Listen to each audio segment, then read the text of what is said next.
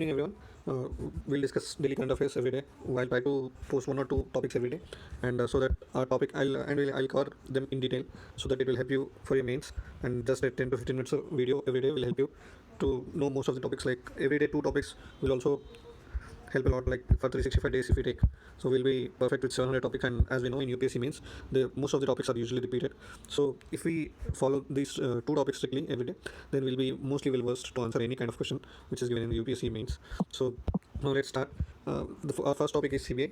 So CBI, the recently Supreme Court of India, the Chief Justice has expressed that CBI is working as a cage parrot, which means that it is working for the government of the day, which was like a criticism, but that's not our take. What we have to say is, what is CBI?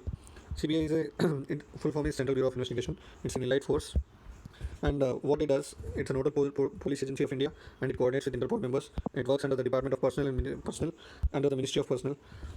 It's not a statutory body, but it was established. It draws its powers under Delhi Special Police Establishment Act 1946, and it works under the supervision of Central Vigilance Commission, which was formed under the Prevention of Corruption Act 1988. A lot of things goes on. Like every now and then we hear that CBI, some state has withdrawn the consent to CBI. Like most of the opposition states these days, be it West Bengal or Maharashtra, they have withdrawn consent to CBI. In this context, it becomes very important. And there was a question in UPSC 2021 means regarding the consent of CBI and jurisdiction of CBI. So this is very important now. Now let's see history of CBI. It was formed after the World War II, and it was working under Deputy Inspector General of Police, and it was formed by an executive order. It's neither a statutory body nor a constitutional body. So you must be knowing what is a constitutional and what is a statutory body. Then Delhi Special Police Establishment Act 1946, it gave power to CBI, and initially it used to work in the Home Department, but later it came under Department of Personnel and Ministry of Personnel. In 1963, there was a committee constituted to prevent corruption, and this committee has recommended formation of CBI. So earlier it was called Special Police Establishment. After 1963, it is now called as CBI. And in 2021, the tenure of CBI director and CBC director and ED directors was extended from 3 to 5 years. And there was a lot of controversy during this, but this was extended in 2021. So let us see what is the role of this director of CBI.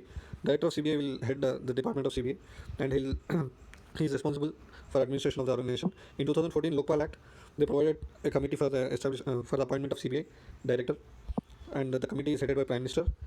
Leader of opposition is also a part of it, and Chief Justice of India or any other Supreme Court judge, they'll be part of this committee. And Home Ministry will send a list of eligible candidates to Department of Personal Training, and this Department of Personal Training will recommend the list to the committee, and the committee will choose any one member from them as the director of CBI. So jurisdiction of CBI, which is the most important topic. Initially, the jurisdiction was limited only to corruption.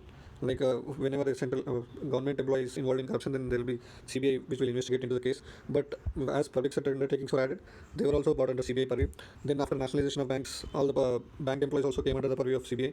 And then from 1965, after the Santaram Committee recommendations, economic offences and important conventional crimes like murders, kidnapping. So we also saw CBI, like every now and then we see that the case should be handed to CBI, the murder case should be handed to CBI. So this is kind of the traction which the CBI has gained over a period of time. Like it's everything the CBI does is taken at a higher level, and it's given a lot of importance. So it's usually known for its impartiality and in-depth investigation. So what is the jurisdiction of CBI? It can take up so much on its own. So CBI can investigate any case on its own only if it is in union territories. But what if it is in states? In states, the states have to give consent. But in case if they are not giving consent, the central government cannot cannot order CBI to investigate into the case unless the Supreme Court and High Court they order the state CBI cannot investigate into any case which is related to states. So recently West Bengal has withdrawn general consent to CBI. So this is about the CBI. So as you have seen, it is the news is always about the independence of CBI and how it was formed, and which ministry it works under, and the appointment committee of CBI and director of CBI and the jurisdiction of CBI. So with this topic is done. Our next topic is national logistics policy. So I'll discuss in the next video.